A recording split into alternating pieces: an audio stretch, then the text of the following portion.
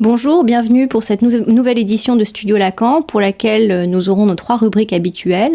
Un divan dans le monde consacré à l'actualité de Rome avec Florence Dupont, puis un écho de la culture sur un film coréen avec notre collègue Karim Bordeaux qui s'intitule La division du sujet à l'ère de la politique du chiffrage. Et ensuite, nous aurons une actualité de la psychanalyse proposée par Réginald Blanchet sur le thème « Jouir à mort ».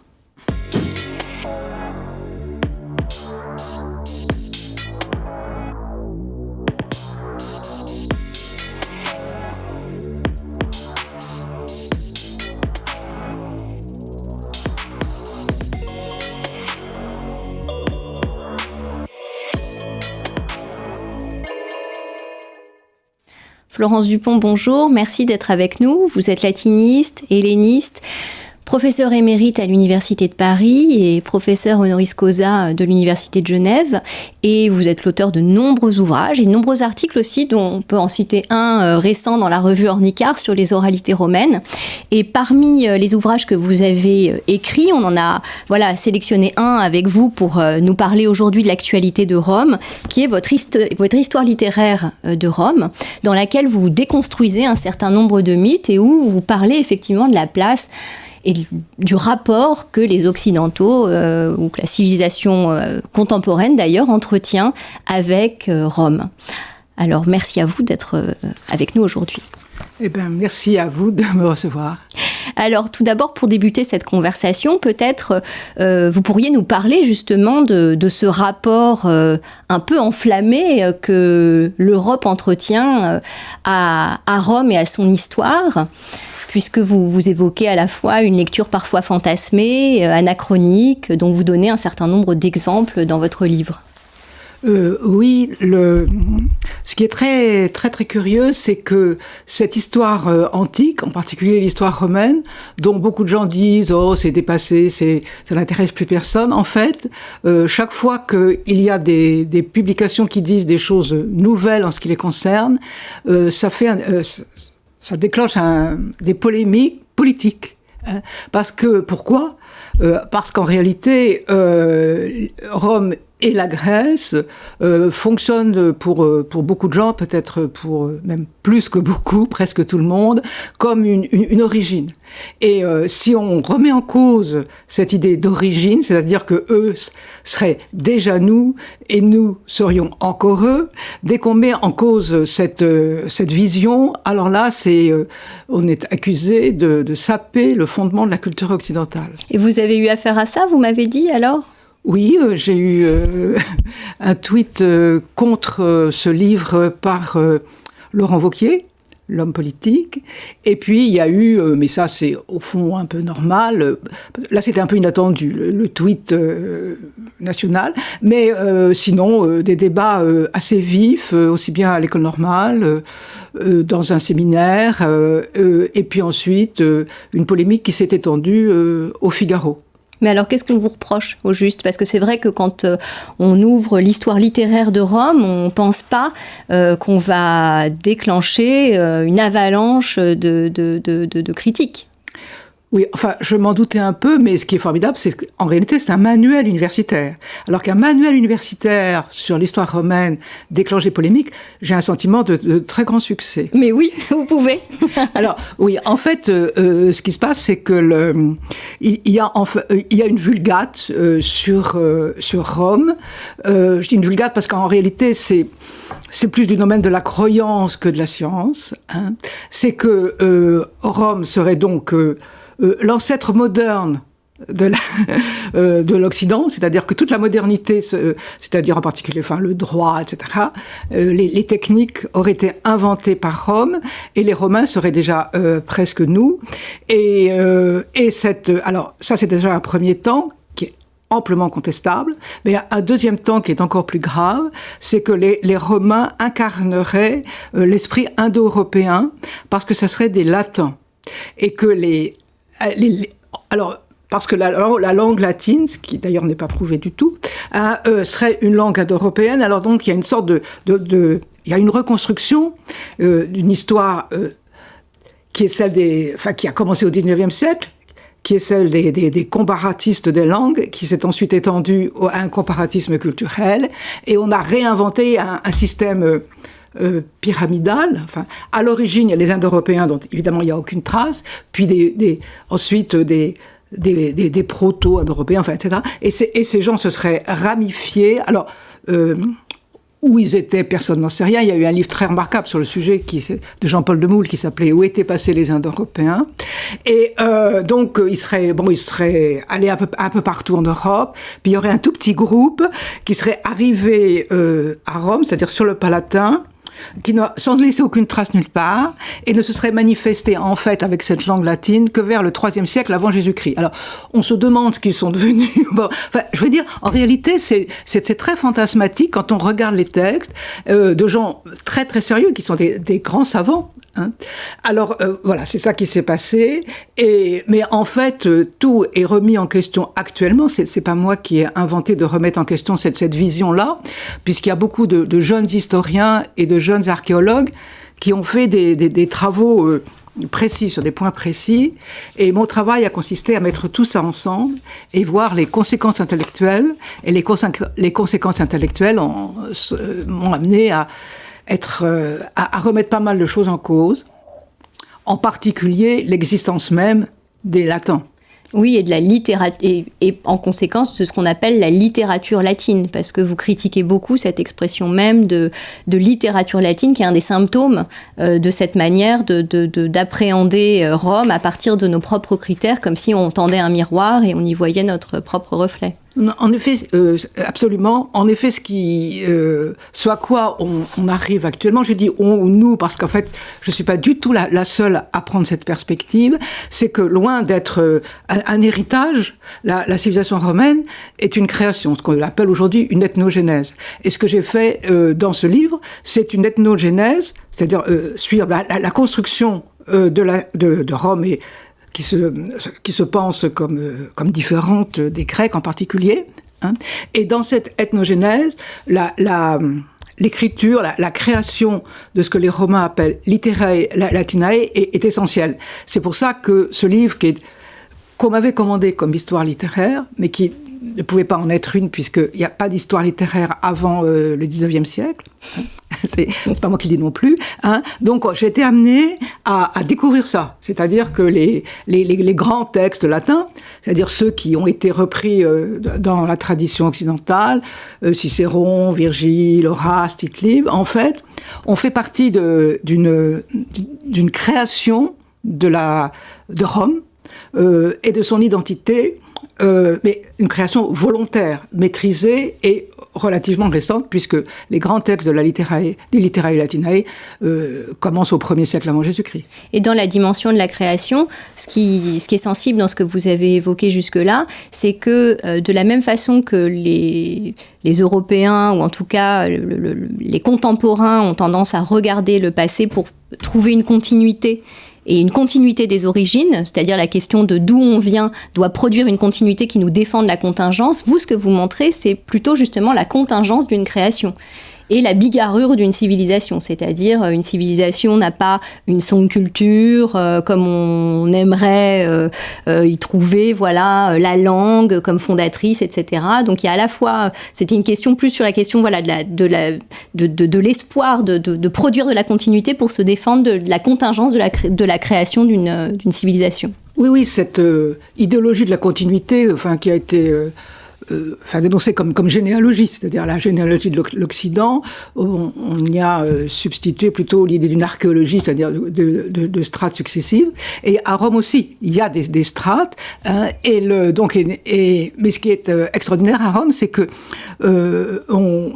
on a vraiment les documents pour se rendre compte. Et les Romains eux-mêmes se représentent de façon bigarrée, puisque il y a ce grand récit de Romulus, donc fondateur de Rome, qui, n'ayant pas de population pour mettre dans sa ville, a créé un asile, c'est-à-dire un lieu où tout le monde pouvait arriver et sans être poursuivi. Donc, et par conséquent, il a accueilli tous les migrants du moment, c'est-à-dire, alors, Tite-Live les énumère, hein. Ce sont les esclaves en fuite, les soldats qui ont déserté, les criminels, enfin. Donc ça, c'est vraiment propre à remettre en cause la pureté des racines. Ah, ça, c'est sûr. Et c'est d'autant plus la pureté des racines que même, si vous voulez, le personnage qui semblerait être au centre de l'histoire n'a jamais eu de descendant. C'est-à-dire qu'il y a Romulus n'a jamais eu de descendant. Donc en fait, tout se passe comme ça. Et un auteur, un historien grec du 1er siècle avant Jésus-Christ, Denis d'Halicarnasse, dit que d'ailleurs ça n'est pas spécifique à Rome, hein, et qu'il y a un certain nombre de villes qui ont été créées comme ça par un ramassis de gens qui venaient d'un peu partout. Et alors il dit cette chose très amusante, il dit mais en général on le reconnaît pas et on invente un mythe d'autochtonie, c'est-à-dire que d'où sortent les gens? Eh bien de la terre. Hein, et donc en fait c'est cette bigarrure des populations, c'est aussi quelque chose qu'on retrouve en Italie par l'archéologie. On s'aperçoit que les cités qui se fondent sur un modèle grec, généralement rassemblent des populations d'origines diverses, de langues diverses, de traditions diverses, mais que, ayant une volonté de former une cité, il y a là aussi une ethnogénèse. Voilà, mais alors si on suit ce fil de la question identitaire, c'est-à-dire à la fois la volonté de se reconnaître dans les Romains et d'y trouver finalement l'idéal d'une identité, vous dites essentialisée, on essentialise Rome, mais on y voit un idéal même de l'identité. Dans le même temps, dans un moment où la question des identités est particulièrement sensible et où on voit que vous avez été prise à partie lors de la parution de votre ouvrage, il y a aussi l'idée parfois, de la même façon que Rome peut être érigée en grand modèle, criminaliser Rome en considérant que c'est la culture et la langue des dominants pour la civilisation occidentale. Oui, et alors là, ça tombe de façon très très bien parce que votre question, il se trouve que on est en train de faire paraître un numéro de revue sur l'ethnogénèse dans une revue de Besançon. Et si vous voulez, là aussi il y a une tradition anti-romaine, hein, je veux dire. Dans le décolonialisme, où il est affirmé qu'il y avait donc des identités locales très très solides, hein, et que Rome est arrivée et a détruit ces identités locales ou les a acculturées, etc. Or, dans un des articles, parce que j'ai lu hier tout ce numéro, dans un des articles, un historien espagnol montre qu'en fait, il y avait bien quand les Romains sont arrivés, ce qu'on appelait la péninsule ibérique, donc l'actuelle Espagne, il y avait bien évidemment des habitants, mais que les identités ethniques dont parle Rome, hein, les Ibères, les ceci, les cela, en fait, elles ont été figées par Rome elle-même. Parce que comme ça, Rome a défini des provinces. Hein, des unités politiques avec un gouverneur, etc., et des gens sur place qui d'ailleurs avaient la citoyenneté romaine, au moins l'élite, enfin bon, qui ont, comme diraient leurs adversaires, ont collaboré avec l'ennemi, mais en tout cas, ils sont devenus romains, hein, et il y a énormément de Romains qu'on connaît qui sont en fait, qui sont des Romains d'Espagne, hein, je pense à Sénèque et d'autres. Hein. Alors en fait, ce qu'il y a, c'est que tout est à revoir en essayant, je dis bien en essayant, de mettre à distance le système de représentation des identités nationales qui a été élaboré au 19e. Hein. Tout ça est pensé parce qu'au 19e, il y a eu le mouvement des nationalités et que ça a été fait comme ça. Et donc on est obligé de revenir en arrière et de voir de façon très précise et méticuleuse ce que peuvent nous apprendre soit les textes, soit l'archéologie. Et il y a là aussi des découvertes assez étonnantes, enfin qui ne sont pas très récentes d'ailleurs, où le sujet d'ailleurs est brûlant, c'est dans le Maghreb. Puisqu'on découvre un Maghreb qui ne s'appelle pas le Maghreb à ce moment-là, qui, avant que les Romains arrivent, est fortement hellénisé. Où les rois numides écrivent le grec. Donc en fait, alors les Romains sont venus, mais ils sont venus, ils ont ajouté une couche. C'est-à-dire qu'il n'y a pas eu comme ça une identité numide ou autre, bien forte, bien constituée, qui aurait affronté les Romains. Il y a des gens un peu multiples. Alors effectivement, ils sont sans doute, ils ont plus de tradition dans la campagne, encore que dans de tradition ancienne, que dans les villes. Parce qu'on voit Massinissa, qui est devenu un roi emblématique des Algériens, qui est totalement hellénisé. Voilà. Donc en fait, on découvre un monde extrêmement différent, plus complexe, et on voit que l'effort de classification produit toujours un effacement. Absolument, oui, bien sûr, bien sûr. Bon, alors peut-être on peut écouter la chronique maintenant de Karim Bordeaux pour l'Écho de la Culture, et ensuite on reprendra cette conversation. Merci.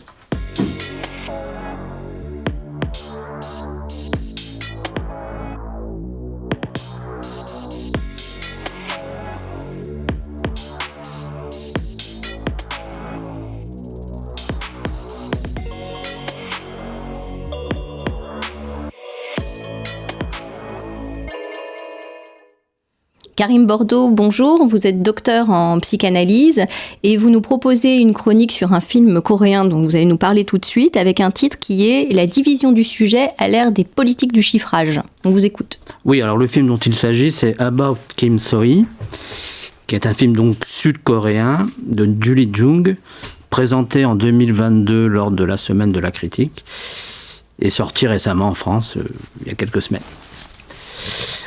C'est un film, il faut le rappeler quand même, qui est basé sur une histoire vraie qui a secoué la Corée, d'une jeune fille qui est employée dans une entreprise téléphonique, donc c'était une jeune lycéenne quand même, et qui s'est suicidée.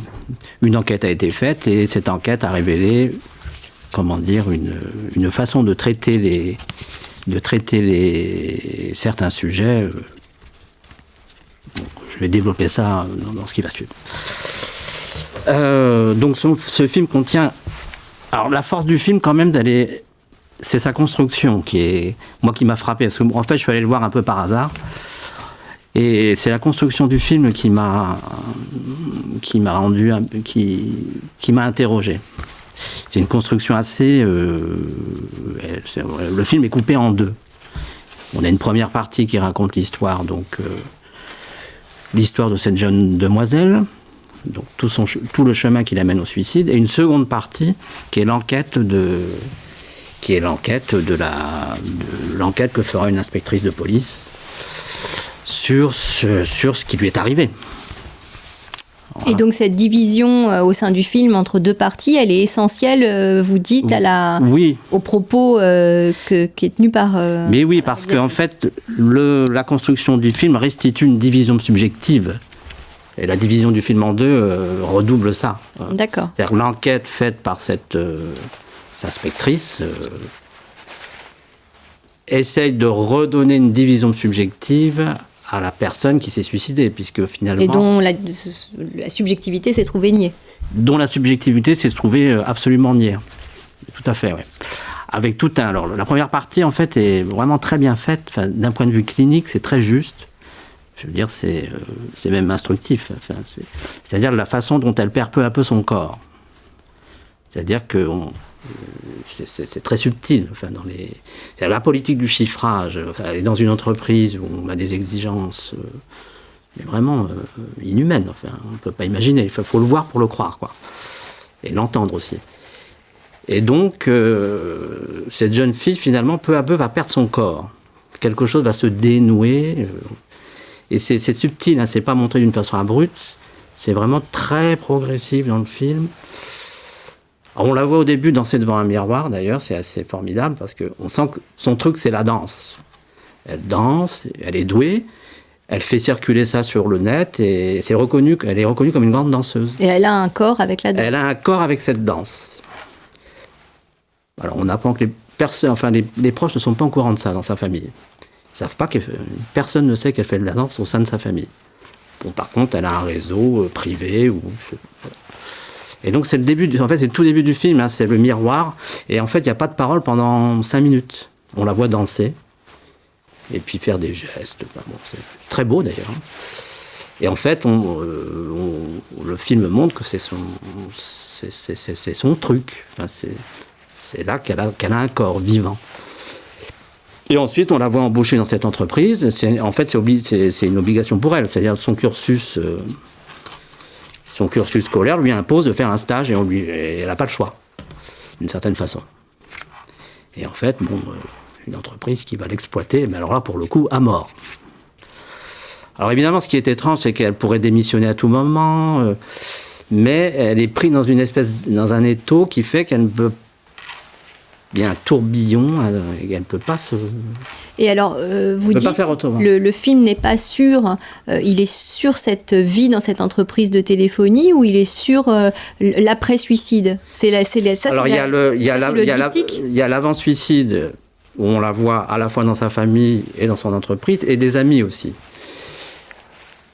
La famille est très indifférente à ce qui lui arrive, en fait, parce qu'elle se plaint quand même. Elle va voir des gens, écoutez, c'est inhumain, on me traite très mal, j'en peux plus. Et en fait, on inverse, on la culpabilise. On lui dit, mais si tu ne fais pas ça, et après tout ce qu'on a fait pour toi, etc. Donc elle est sous injonction, mais alors finalement ce film, le diptyque, reprend la question de la division subjective, mais aussi la question de la vie et de la mort. Oui. Un film qui est aussi porté par un certain élan de vie. C'est-à-dire que la vie, elle, on voit son corps disparaît. Enfin, on voit le corps. La séquence du suicide est quand même très bien montée. Je veux dire, c'est une disparition du corps. On la voit pas se suicider à proprement parler, mais c'est filmé. Enfin. Oui, on voit que c'est ça qui vous a accroché dans le film. C'est la façon dont elle a filmé ça. C'est une disparition subjective du corps, du corps parlant. Et alors, qu'est-ce que, finalement, pour pas spolier le film, mais si vous nous recommandiez d'aller le voir, vous nous diriez quelle motivation à aller c'est la façon dont c'est-à-dire... Qu'est-ce qui vous a touché? Qu'est-ce qui m'a touché? C'est la seconde partie. C'est la seconde partie, c'est-à-dire l'enquête faite par cette actrice... très connue, mais c'est Bae Donna, qui est une actrice formidable. Enfin, c'est une des plus grandes actrices coréennes, qui a joué dans de nombreuses séries, dans des films, enfin voilà, d'une beauté en plus. Bon, ouais. Et donc on la voit arriver, c'est la fleur qui... Et donc elle, au lieu de classer l'affaire, au début elle se dit, c'est une affaire banale de suicide, une jeune fille, voilà. Et en fait non. Ce qui est intéressant dans le film, c'est-à-dire qu'au-delà de la dénonciation d'un système effectivement très inhumain, avec une politique du chiffrage poussée à une limite qu'on ne peut pas imaginer, chez nous en tout cas.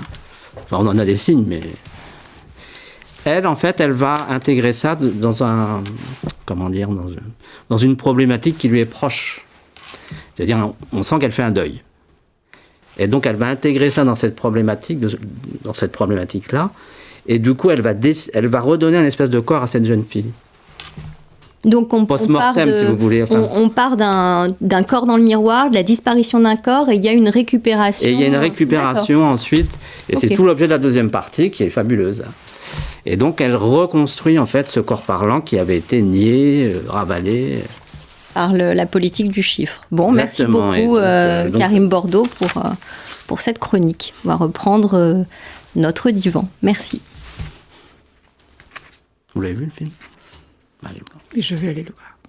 Alors, pour notre deuxième partie de discussion, je vous propose peut-être qu'on commence par la question de la langue et de la traduction. Oui, ben voilà, c'est ce que je voulais dire, voilà. Parce que c'est l'autre aspect. Voilà, c'est l'autre aspect. Donc, le latin, moi j'avais envie de partir de cette traduction de Terence, il y a cette phrase que tout le monde connaît, que tout le monde récite, je suis homme et rien de ce qui est humain ne m'est indifférent de Terence, et dont vous donnez une traduction dans le début de votre livre qui m'a beaucoup fait rire, où vous dites, on ne peut pas traduire homo par homme, ni humanis par humanité.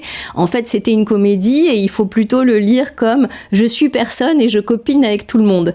Et donc, ça m'a à la fois fait beaucoup rire, et je me suis dit que l'enjeu de la traduction, pour qu'une langue soit pas une langue morte, c'est quand même de retrouver quelque chose de l'énonciation. Enfin, oui, non, mais vous pensez à ça, oui, je pense que c'est amusant, mais si vous voulez, en fait, ça passe par une valeur anthropologique des notions, parce que si on traduit homme par homme et humain par humain, là, on se casse la gueule complètement, parce que c'est pas ça que ça veut dire. Mais je pensais aussi au fait que tous les textes latins gardent le texte grec visible. C'est-à-dire qu'ils ne se substituent pas au texte grec, ils gardent le texte grec, et lire, c'est d'ailleurs ce qui rend les choses un peu difficiles, c'est que lire par exemple aussi bien l'Énéide qu'un poème de Horace, si on n'a pas le texte grec en filigrane, ça marche pas. C'est pour ça qu'on peut être seulement latiniste et que vous êtes helléniste et latiniste. Oui, mais malheureusement en France, j'ai mis du temps. De toute façon, j'ai mis du temps, mais bon, maintenant ça va.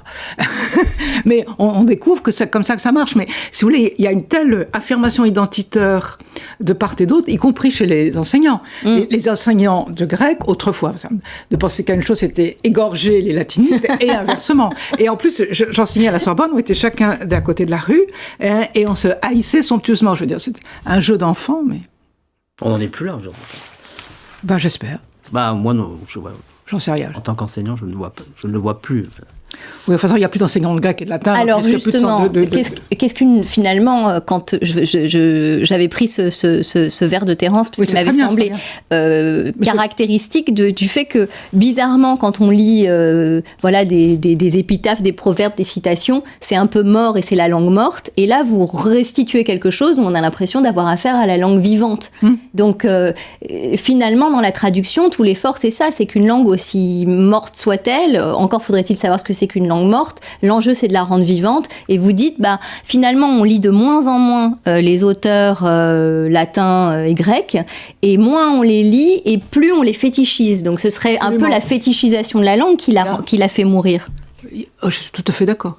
Oui, absolument. Parce que de toute façon, elle n'a plus à fonctionner comme langue, mais effectivement comme monument. Ouais, comme monument. Référent, comme monument. Patrimonial. Oui, c'est ça. Mais alors, si vous voulez, c'est un peu...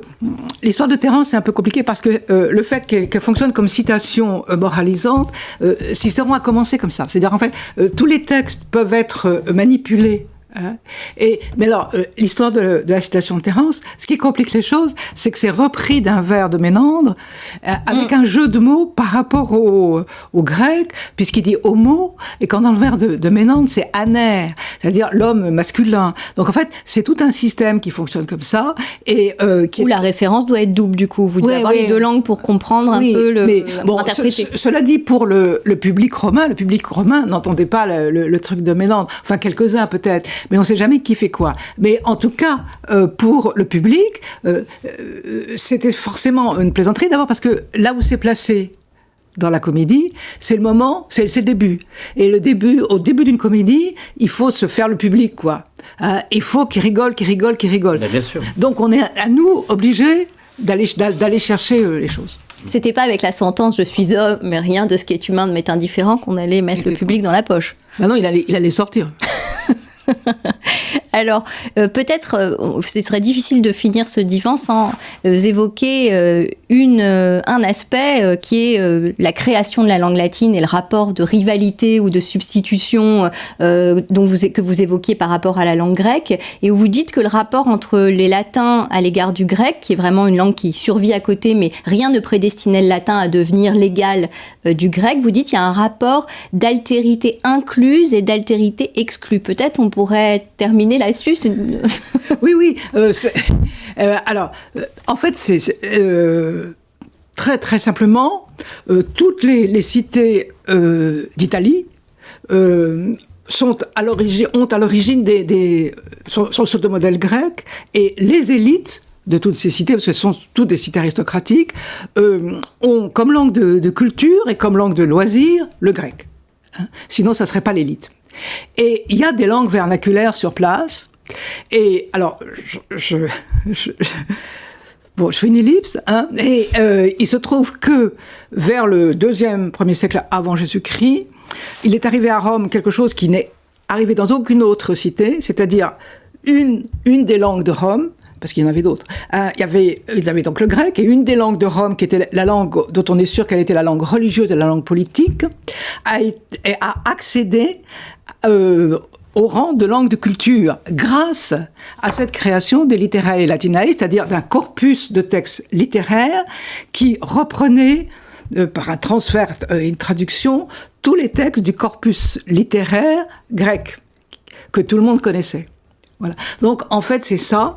Et parce qu'on parlait tout à l'heure d'identité, c'est vrai qu'il y a une volonté de créer une identité romaine autour du latin. De toute façon, les Romains n'avaient pas d'autre choix que d'avoir le latin parce que sinon, c'était toute l'Italie qui était extrêmement diverse, etc. Donc, le latin est devenu le principe unificateur de l'Empire romain, de l'Imperium Romanum, c'est-à-dire l'Empire, pas seulement, je veux dire, de tout l'étendue de la domination romaine, parce que c'est la langue politique. Et alors, il est arrivé, paradoxalement, que les meilleurs latinistes, au 1er siècle avant Jésus-Christ, c'était les Italiens, et pas l'élite romaine, parce que l'élite romaine continuait à utiliser le grec, et en fait, savait assez mal le latin. Et du moins pour le lire et l'écrire. Donc on arrive, et on a Cicéron raconte que les grands orateurs romains, Scipion et autres, étaient incapables de mettre par écrit les magnifiques discours qu'ils avaient créés, et ils utilisaient les services de chevaliers italiens. Chevalier, c'est le rang en dessous des sénateurs. Donc en fait, on a toute une histoire. En plus, c'est très vivant, parce que il y a des gens qui font carrière comme grammairien latin. Alors on a l'histoire d'un type qui était gaulois, qui était un esclave gaulois, qui était de Arles, qui a été libéré, affranchi, qu'on a envoyé à Alexandrie se former comme grammairien, et puis il est revenu enseigner la grammaire latine. Donc en fait, on a toute une dynamique de création de ces lettres latines, et ça n'est pas indifférent, parce que ceux qui ont promu, entre autres, les lettres latines, c'est ceux qui voulaient remplacer l'élite qui parlait grec. Bon, merci beaucoup Florence Dupont pour ce divan sur l'actualité de Rome. On voit bien qu'il y a une vraie vivacité dans ces études-là, et vous transmettez ça en tout cas avec beaucoup de joie. Donc conseille la lecture de cette histoire littéraire, entre guillemets, de Rome à tous ceux qui ont suivi notre conversation. Merci beaucoup. C'est moi qui On passe à l'actualité de la psychanalyse.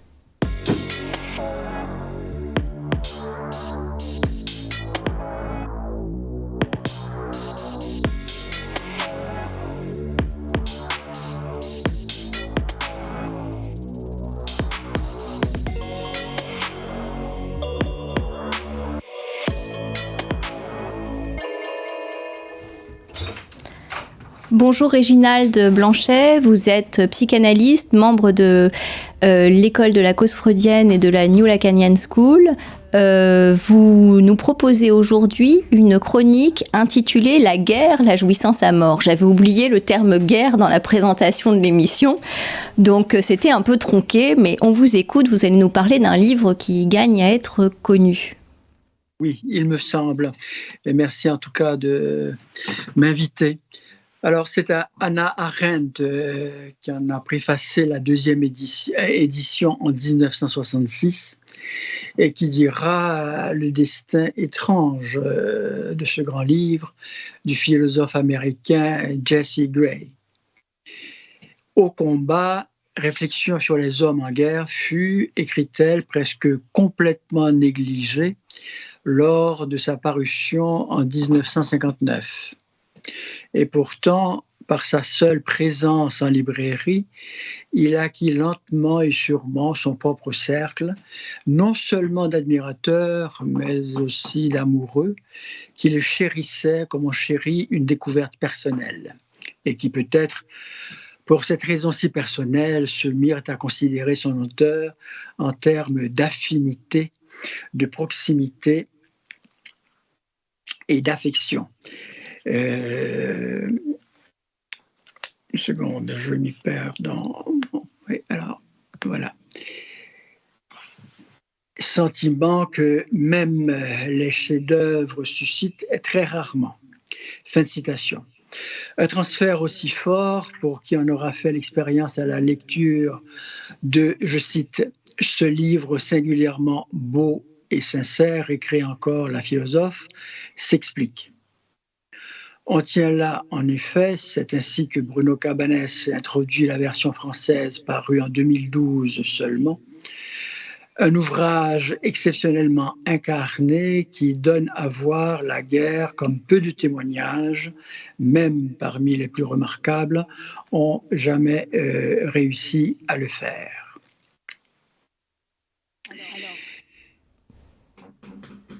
Je n'entends pas. Oui, Réginald, vous aurez volontiers demandé quelle était la spécificité de cet ouvrage dont on a le sentiment que vous partagez aussi la passion. Voilà. Oui, ça a été en effet une grande découverte pour moi et c'est vrai que c'est un livre qui m'est désormais cher. Alors, oui, il a été rédigé donc 14 ans après donc la fin de la Seconde Guerre mondiale, à partir du journal que l'auteur aura tenu tout au long de son service dans l'armée américaine de 1941 à 1945. Simple soldat, il combattit dans une division d'infanterie avant d'être affecté au bout d'1 an au service de contre-espionnage. Il servit sur divers théâtres d'opération en Italie, en France et en Allemagne. Revenu à la vie civile, il fut professeur de philosophie et grand spécialiste de la philosophie allemande. Il consacra en 1958 une année sabbatique à l'écriture de son ouvrage. Il s'est agi pour lui d'un effort de penser la guerre au plus près de l'expérience. La sienne, mais encore celle de nombreux soldats qui en ont témoigné et de penseurs qui se sont employés à étudier le phénomène guerrier.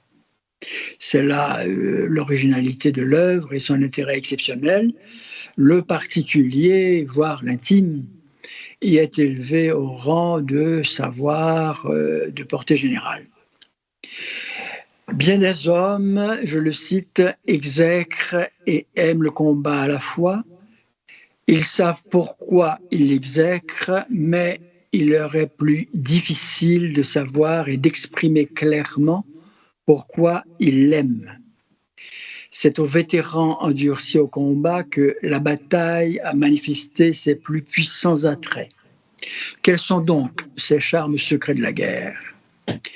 Je crois, dit-il, qu'ils comprennent la jouissance de voir, la jouissance de la fraternité, la jouissance de la destruction. Il y a des combattants qui ne connaissent qu'un seul de ces attraits. Il en est d'autres, bien sûr, qui en connaissent d'autres que j'ignore. Mais ces trois-là, continue-t-il, avaient pour moi de la réalité, et je les ai également retrouvés dans toute la littérature de guerre. Telles seraient donc pour Jesse Gray les trois passions cardinales des combattants à la guerre. C'est à elles qu'ils satisfont et ce sont elles qui les saisissent à même la chair et les font vibrer. Elles présentent toutes trois la même incandescence que le philosophe subsume sous l'extase. Chez celui qui est pris dans le spectacle des bombardements et des tueries, c'est la fascination qui l'emporte.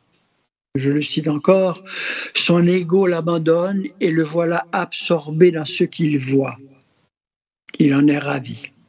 Il fait l'expérience alors du dépouillement de soi et de son union avec des objets jusque-là étrangers. Être hors de soi, en jouir à l'extrême, tel serait le fond mystique de la guerre. Alors comment est-ce qu'on spécifierait ces états extrêmes, Réginald ? Oui, alors ils sont sensibles, dit l'auteur, dans le feu de l'extase collective, ce sont ces mots. L'extase surgit du sentiment de fraternité porté à son paroxysme. Le soldat s'enivre alors du pouvoir que donne l'union avec ses semblables, dans la même passion du sacrifice de soi. Cette confrérie du danger et du risque n'a pas son équivalent pour créer des liens, souligne Jesse Gray. Dépouillé de son individualité, le soldat n'existe plus qu'au titre de membre absolu de la communauté, mu par la même volonté, soumis à son commandement inconditionnel, transporté par l'élan collectif. C'est, dit-il, l'élément grandiose et enivrant de la guerre, son élément mystique. La réalité de la mer, non pas de la mer, mais de la mort, même en est abolie. Elle semble en tout cas transcender, c'est ce qu'on entend. C'est cela. Et là, la typologie des guerriers varie, puisque le poids de réalité de la mort est à la mesure de la relation affective, d'intensité variable de tout un chacun au groupe. Si le lâche se retrouve paralysé de peur devant le danger de mort, c'est parce qu'il lui manque, dit l'auteur, par-dessus tout le sens de l'union avec ses compagnons. Il peut avoir des camarades, mais ils ne sont pas en mesure de le soutenir émotionnellement. Sa capacité d'amour pour le groupe est déficiente. Il est incapable d'aimer avec passion autre chose que son propre corps. Égotiste donc, et non pas égoïste, analyse Jesse Gray. La figure de l'ennemi cristallise également la fraternité d'armes qui soude l'unité de combat. La jouissance y est toujours en quelque façon, jouissance de la cruauté exercée contre l'ennemi. Elle est le ciment du collectif en acte. Les prédations sont de rigueur, la jouissance sexuelle y est au premier plan. Femmes de l'ennemi ou non, elles sont toutes réduites au rang d'objets sexuels et instrumentées comme telles. Il n'empêche, Jesse Gray ne peut l'effacer de sa mémoire, l'amie française qui avait tant souffert de la guerre et ne souhaitait en aucun cas son retour, lui avouait en 1955 qu'elle l'aurait préféré à l'ennui insupportable de sa vie de bourgeoise installée. La guerre, au moins, ne la faisait-elle pas se sentir vivante comme jamais auparavant? Se pourrait-il, s'alarme Hannah Arendt, que l'ennui soit plus terrifiant que toutes les horreurs de la guerre? Et Gray lui-même porte témoignage pour son compte. Après 14 années, confie-t-il, c'est une expérience terrifiante que de relire ce que j'ai écrit à la guerre dans mon journal. Il y retrouvait l'être dur et impitoyable qui soumettait de force aux interrogatoires de rigueur civils et militaires afin de leur arracher des renseignements. Le plus atroce pour lui fut de constater que dans l'exercice de la violence, il ne ressentait aucune culpabilité. Non plus pour lui le soldat par excellence, comme il en avait la réputation, que pour la bourgeoise au désespoir couleur de vide, la vie décidément n'était pas le bien suprême. Autre chose comptait, et sans doute bien autrement. Merci beaucoup Réginald Blanchet pour cette chronique qui clôture cette édition de Studio Lacan. Studio Lacan vous retrouve samedi 18h30 comme d'habitude. Merci.